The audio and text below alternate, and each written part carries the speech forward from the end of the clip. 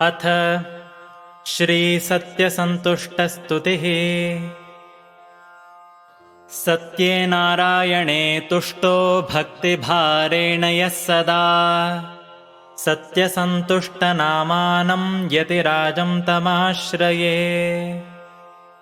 असन्तुष्टो हि सत्यां यो वैराग्याधिक्यतः सदा सत्यसन्तुष्टनामानं यतिराजं तमाश्रये।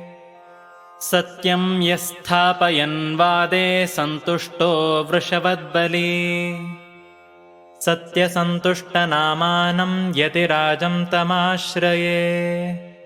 सत्ये सात्यवते योक्ते सन्तुष्टो यः सदा सुधीः सत्यसन्तुष्टनामानं यतिराजं तमाश्रये। सत्यपूर्वे तु सङ्कल्पे सन्तुष्टः स्वगुरौ च यः सत्यसन्तुष्टनामानं यतिराजं तमाश्रये। श्रीसत्यात्मकृतेयं श्रीपञ्चपद्यी सुखप्रदा पठतां शृण्वतां चैव भक्तानां नात्र संशयः।